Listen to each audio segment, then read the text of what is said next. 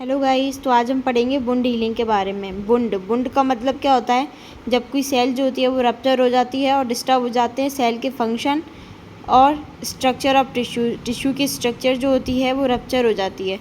Healing क्या होता है? हीलिंग एक प्रोसेस होती है जिसमें रिपेयर होता है। एक सेल जो होती है रिपेयर होती है एंड रीस्टोर होते हैं। द फंक्शन ऑफ टिश्यू के फंक्शन जो होते हैं वो रीस्टोर होते हैं। इसे हम हीलिंग प्रोसेस बोलते हैं। It involves multiple stages and cells working together to restore the skin's barrier and function. ये जो होता है मल्टीपल स्टेजेस को इन्वॉल्व करता है टू हीलिंग के लिए।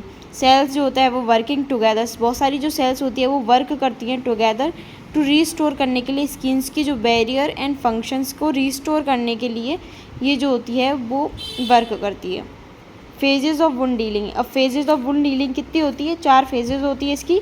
कौन सी होती है? हीमोस्टेसिस, और 3 है जो पीछे पढ़ेंगे। हीमोस्टेसिस क्या होती है? इसका मतलब होता है ये जो होती है इमीडिएट होती है। टाइम फ्रेम जो होता है वो सेकंड से मिनट के बीच में ही है इसकी। आफ्टर इंजरी के बाद ये जो होता है वो सेकंड से मिनट के तक ही चलता है। और इसका गोल क्या होता है? स्टॉप द ब्लीडिंग को स्टॉप करना है इसका जो होता है वो एक काम होता है।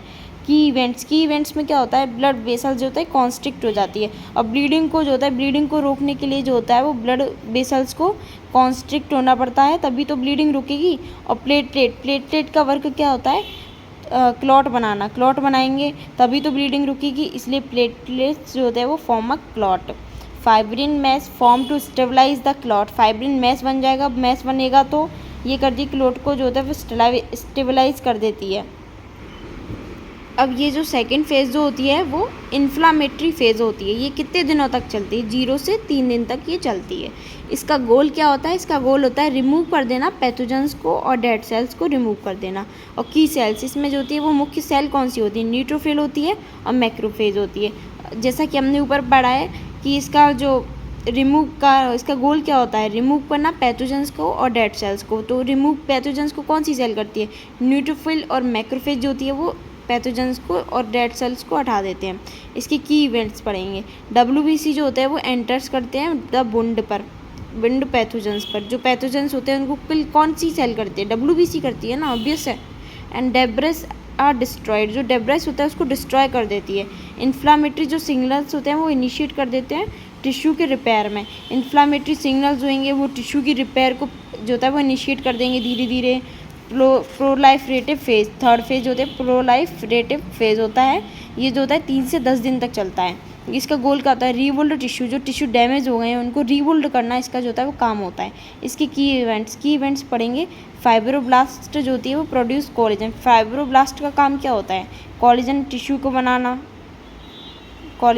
बनाएगा। और इसमें जो होते हैं प्रोलाइफरेटिव फेज में न्यू ब्लड वेसल्स जो होते हैं वो फॉर्म होते हैं, जिसको एंजियोजेनेसिस बोलते हैं। एंजियोजेनेसिस मतलब न्यू ब्लड वेसल्स फॉर्म होता है। ग्रैनुलेशन टिश्यू फॉर्म होना।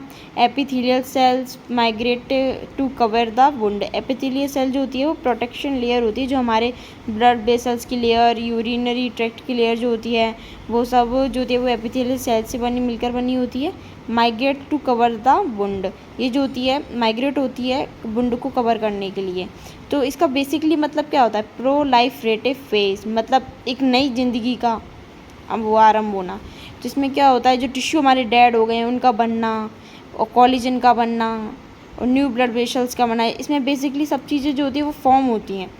नई चीज़ों का बनना, नई चीज़ें जो होती हैं वो मेन जो होती हैं उन सब का बनना होता है। अब फोर्थ स्टेज जो होती है वो मैच्योरेशन या रीमॉडलिंग फेज़ होती है। वीक्स टू मंथ, ये जो होती है वीक्स टू मंथ तक बनती है। इसका गोल क्या होता है?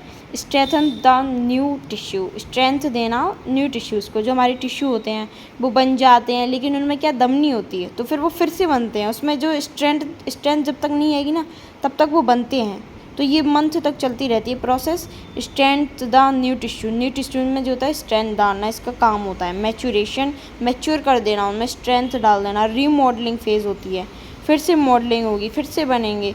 की इवेंट्स क्या होता है? Collagen is remodelled and aligned, excess cell are removed. Collagen जो होता है कोलेजन ही तो हमारे लिए मेन होता है। कोलेजन जो होता है वो रीमॉडल्ड होता है ना, और aligned excess cell are removed. Aligned जो एक्सेस सेल होती है वो उसको रिमूव कर देते हैं, जो हमारी कुछ काम की नहीं होती है। इसे हम क्या बोलेंगे, एपोप्टोसिस। और इसमें क्या होगा, जैसे हमारे कहीं लग जाती है, यहाँ बुंड हो जाता है ना, कहीं घाव हो जाता है, इसमें क्या होता है, स्कार बन जाता है उसके बाद में। तो इसमें क्या होगा, स्कार टिश्यू फॉर्म हो जाएंगी। इसमें क्या होता है, लेस इलास्टिक होएगी, इसमें कोई भी नो स्वेट ग्लैंड नहीं होंगी, और इसमें जो होता है वो हेयर फॉलिकल्स भी नहीं होंगे। तो ये हमने 4 स्टेजेस के बारे में तो पढ़ लिया। अब हम पढ़ेंगे फैक्टर्स अफेक्टिंग वुंड हीलिंग। जो कौन कौन से फैक्टर्स होते हैं जो वुंड हीलिंग को अफेक्ट करते हैं।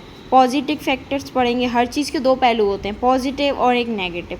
तो पॉजिटिव फैक्टर्स में क्या होंगे, जो वुंड हीलिंग को जो होता है वो अच्छे से करेंगे, उस वुंड को हील अच्छे से करेंगे, जो कि अगर हम प्रॉपर न्यूट्रिशन लेंगे, जैसे कि प्रोटीन, विटामिन सी, जिंक्स, तो इससे क्या होगा, हमारा वुंड जो होता है वो जल्दी से क्योर होगा। क्लीन वुंड इन्वायरमेंट होना चाहिए, क्लीन इन्वायरमेंट होगा तो हमारे इन्फेक्शन नहीं होगा। गुड ब्लड सप्लाई, अगर ब्लड सप्लाई अच्छे से हो रही है तो टिश्यूज़ को ऑक्सीजन मिलेगी, जिससे कि वो रिपेयर अच्छे से हो जाएंगे। नेगेटिव फैक्टर्स में क्या होता है, वुंड अगर ऐसे ही हमने छोड़ दिया तो उस पर इन्फेक्शन हो जाएगा, तो वुंड अच्छे से क्योर नहीं हो पाएगा। डायबिटीज़ वाले पेशेंट्स में क्या होता है, डायबिटीज़ वाले पेशेंट में जो होता है वो वुंड हो जाए तो एक बार तो वो सही सा नहीं हो पाता है, इसलिए डायबिटीज़ वाले पेशेंट में इसका सही होना बहुत ही मुश्किल सा होता है। और स्मोकिंग, जो स्मोक करता है तो उसमें भी हो जाता है, या फिर पुअर न्यूट्रिशन हो जाएगा। रिपीटेड ट्रॉमा, या कोई ट्रॉमा हो गया या प्रेशर हो जाता है वुंड के ऊपर, जैसे कि कोई प्रेशर, अगर हम जैसे कि वुंड हो गया और हम गिर गए तो उस पर प्रेशर आ गया वुंड पे तो और लग जाएगी, तो जिससे कि रिपीटेड ट्रॉमा हो जाएगा ना। तो नेगेटिव फैक्टर है ये एक, है ना। मूवमेंट, अगर हमारे लग गई है कहीं और हम मूवमेंट कर रहे हैं तो ये भी एक सही नहीं हो पाएगा हमारा वुंड, तो ये भी एक नेगेटिव फैक्टर है। तो ये हो गया आज का टॉपिक हमारा, वुंड हीलिंग। तो अगर आपको वीडियो पसंद आई हो तो प्लीज़ लाइक करें, सब्सक्राइब करें, और अच्छी लगी हो तो अपने फ्रेंड्स को भी शेयर कर दें। Thank you for watching guys. और भी हमने जो पीछे वाली वीडियो पढ़ी हैं उनको भी देखना, अच्छी ही हैं। Okay, bye guys.